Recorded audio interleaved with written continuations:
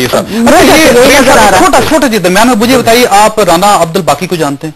जी, director मेरे नीचे service कर चुके हैं। डायरेक्टर हैं आपके साथ? नहीं, डायरेक्टर नहीं, मेरा जूनियर अफसर। जूनियर थे वो जूनियर अफसर इस टेलीफोन लाइन पे अगर आप इजाजत दें तो उनको आपके साथ शामिल कर लो। राना साहब अस्सलाम वालेकुम। वालेकुम अस्सलाम। राना साहब, ये आपके जो सीनियर ऑफिसर हैं ब्रिगेडियर साहब, वो यहाँ पे तशरीफ रखते हैं। मुझे ये बताइए, आप भी उस सारे ऑपरेशन में वो सारे दौरान रहे होंगे इनके साथ।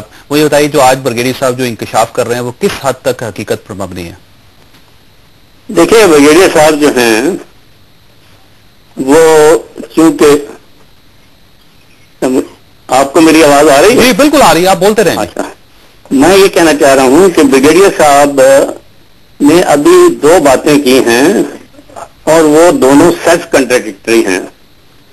और वो इस हवाले से कि एक तरफ तो वो कहते हैं कि उन्हें आर्मी के इस ऑपरेशन से कतई किसी किस्म की आगाही नहीं थी, और दूसरी जानिब वो दूसरे ही सांस में ये फरमाते हैं कि ये जो जिनापुर का मसला है ये नाजायज तौर पर MQM पर डाला गया है। तो जब इनको मालूम ही नहीं था तो फिर ये किस तरह इस पे अपनी राय का इजहार कर सकते हैं? पहली बात तो ये है। दूसरी बात यह कि इंटेलिजेंस ब्यूरो के चीफ की हैसियत से ब्रिगेडियर साहब उस वक्त इंटरनल सिक्योरिटी के इंचार्ज थे। ठीक है। और इंटेलिजेंस ब्यूरो का काम ही इंटरनल सिक्योरिटी से मुताल्लिक है। ठीक है। और ये ऑपरेशन जब कराची और सिंध में हुआ है तो उस हवाले से ये ऑपरेशन इंटरनल सिक्योरिटी से मुताल्लिक था। ठीक है। तो इनका ये डिनाई करना कि इनको इसका इल्म नहीं था, तो फिर ये यकायक किस तरह पता लग गया? फिर दूसरी बात ये कि 16 साल के बाद आज क्यों तस्करा हो रहा है? तीसरे ये कि अच्छा मुझे बताइए फैक्ट क्या है? आपका ख्याल ये है कि ब्रिगेडियर साहब की बात किस हद तक दुरुस्त है? करूंगा।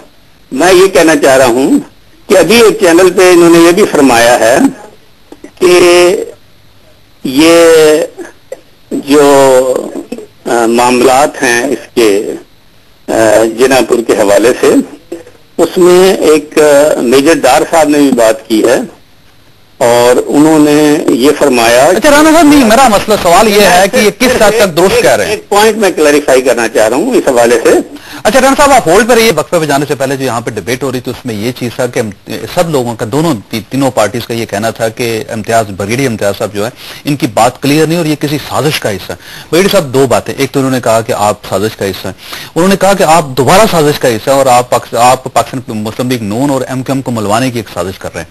आप किसके कहने पर साजिश कर रहे हैं और क्या साजिश? पहली बात यही है, मैं फिर रिपीट करूंगा कि इससे पहले जो बाकी ने कहा कि मेरी कंट्रडिक्शन है कि मैं IB का इंचार्ज था और फिर मैं कहता हूं कि मुझे पता नहीं था। बहसियत IB इंचार्ज जिस वक्त जिन्ना मैथ्स का स्कैंडल न्यूज़पेपर में आ गया तो वो नेशनल सिक्योरिटी और मुल्क की इंटेग्रिटी का सवाल था, उस वक्त वो मेरे डोमेन में आ जाता है। मैं उस हद तक आर्मी के अफेयर्स में इन्वॉल्व नहीं था जो इनकी इंटरनल मीटिंग्स होती थी। इतना भी मुझे general knowledge as intelligence officer ये पता था कि गुलाम इसहाक खान और नवाज शरीफ के दरमियान एक सर्द जंग जारी थी। दूसरी तरफ जनरल आसिफ नवाज जंजुआ और नवाज शरीफ के दरमियान सर्द जंग जारी थी। तीसरी तरफ जनरल आसिफ नवाज जंजुआ और गुलाम इसहाक खान के दरमियान एक अपना एक्सिस कायम था।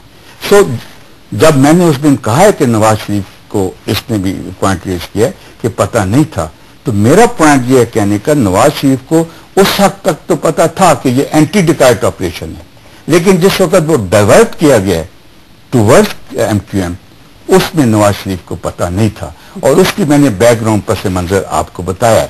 ठीक है, इसका मतलब नवाज शरीफ कमजोर वज़ीर आज़म की बात नहीं है सर, फिर वही बात आ जाती है समझ वज़ीर आज़म इनको पता नहीं, आप ये बात उस तरफ मानते जाएं, ये बात आप इस तरफ देखें।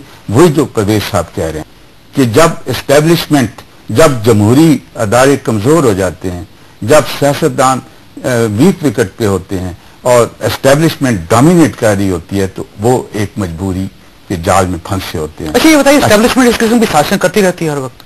ہر وقت تو میں نہیں کہوں گا، لیکن ایک دور آیا کہ اسٹیبلشمنٹ انوالو تھی، اور آج کل انوالو نہیں ہے.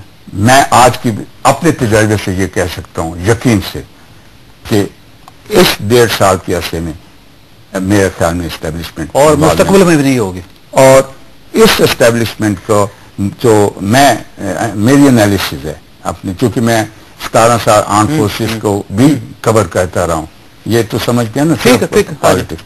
تو میری اسیسمنٹ یہ ہے کہ پرویز مشرف نے اپنے آمرانہ دور میں عوام کی نظروں میں جس طرح افواج پاکستان کا تقدس مجروح کیا ہے، اس سے موجودہ فوجی قیادت پوری طرح کانشیس ہے. نمبر 1.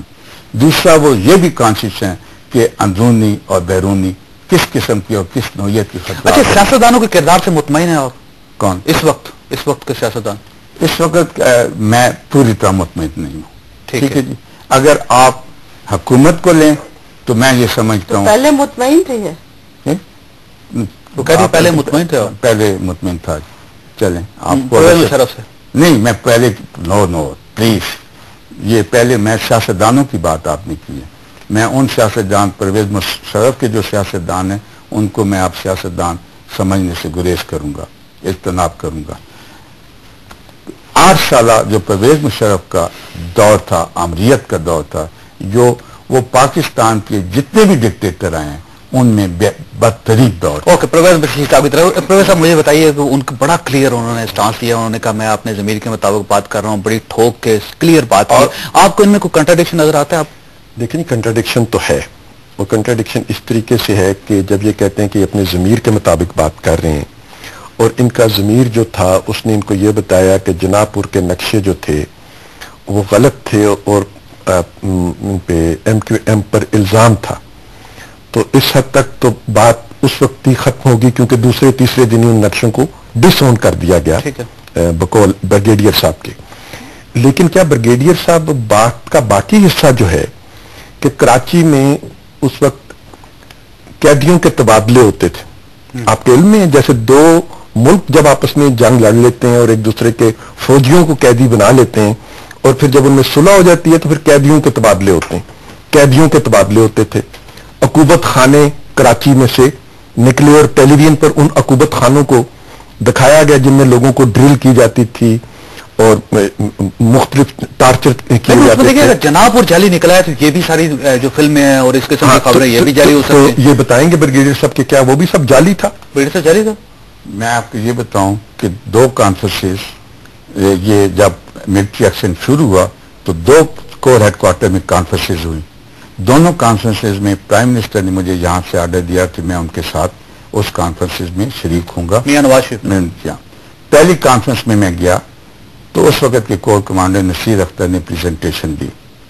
اس پریزنٹیشن میں انہوں نے عقوبت خانوں کے بھی سلائڈ دکھائے، انہوں نے جو ویپنز کی ریکوری. نہیں، آپ کی اپنی انفارمیشن کیا ہے؟ آپ تو آئی بی کے چیف تھے، آپ کے پاس اپنی کوئی انفارمیشن نہیں تھی. میری انفارمیشن دیکھیں سر، میں آپ کو یہ انفارمیشن جو ہے اپنی اس کی بنیاد نہیں، وہ فوج کی انفارمیشن ہے نا. میں آپ کے سوال کا جواب کی طرف آ رہا ہوں. انہوں نے جو پریزنٹیشن دی اور جو چارج شیٹ پیش کیا اور عقوبت خانوں کی سلائڈیں دکھائی، ریکوریز آف ویپن دکھائے، میں نے آخر میں بریفنگ کے بعد اس سے اپنا اختلاف رائے ظاہر کیا. میں یہ نہیں کہتا کہ MQM بالکل فرشتہ تھی اور ان کے کوئی نہیں تھے. آپ کو اس وقت بھی خیال تھا کہ کنکاکٹڈ ہے ساری؟ نہیں، ساری نہیں. میں نے کچھ انفارمیشن، میں نے کچھ اختلافات اس کانفرنس میں کھڑے ہو کے بیان کیے اور پوائنٹ آؤٹ. آپ کی اپنی انفارمیشن کیا تھی؟ جب میں کہہ رہا ہوں کہ میں نے کچھ عقوبت خانوں، کچھ جو آنس کی ریکوریز تھی، کچھ جو انہوں نے قیدیوں اور کیجولٹیز کے فگر دیے، اس کے اوپر میں نے اختلاف رائے ظاہر کیا اور اس کانفرنس میں کیا. نہیں، وہ صحیح ہے. دیکھیے مسئلہ یہ آپ پورا اپنا ملبہ جو ہے نا فوج کے اوپر ڈال رہے ہیں. میں آپ سے کہہ رہا ہوں کہ آپ آئی بی کے چیف تھے نا. ہاں جی. آپ کے پاس اپنی کوئی انفارمیشن نہیں تھی اس وقت؟ تو میں جو اختلافات کر رہا ہوں، وہ اختلاف اس کے ساتھ کر رہے ہیں نا جی. آپ کے پاس اپنی کوئی انفارمیشن نہیں. میں اپنی انفارمیشن کی بنیاد پہ وہ اختلاف کر رہا تھا. میں اس وقت جو آپ کے سامنے پریزنٹیشن دی جا رہی تھی وہ فیکچوئل نہیں تھی. सारी नहीं, पार्टली मैं देखें मेरी पॉइंट मुझे समझ नहीं आ रही थी, मैं वही कह रहा हूँ कि कितनी पार्टली वो ठीक थी। अब देखें परसेंटेज तो मैं वर्कआउट नहीं कर सकता, अब मुझे याद नहीं 18 साल कि कितने हुकूमत खाने गलत थे और कितने सही थे। वेपन्स की रिकवरी 18 साल बाद 60% गलत था या 60% था, ठीक है जी, 20% गलत था, नहीं 80% कम से कम जो वहां दिखाए गए थे वो जो थे वो 80% गलत थे। ओके, 20% ठीक थी और 80% गलत थे। जो आर्म्स के वेपन्स की रिकवरी दिखाई दे गई थी थाउजेंड्स में, यकीन जाने कि वो वेपन्स जो थे, जो कैलिबर्स वगैरह शो किए गए थे, वो ज्यादातर वो वेपन्स थे जो पुलिस के मालखानों में पड़े होते हैं और फौज ने वहां से लेके एमक्यूएम पे डाल दिए कि एमक्यूएम के। ठीक है सर, वो पहली कॉन्फ्रेंस हुई, प्राइम मिनिस्टर भी मौजूद थे। ठीक है, ये नहीं कि ये आपने बड़ा इंकशाफ किया है। मैंने परवेज रशीद साहब से ये पूछना है, दरमियान में फौजिया वहाब साहब अभी कराची का ताल्लुक है, ये सवाल मैंने इनसे भी करना, एक ब्रेक लेनी है, मैंने ब्रिगेड साहब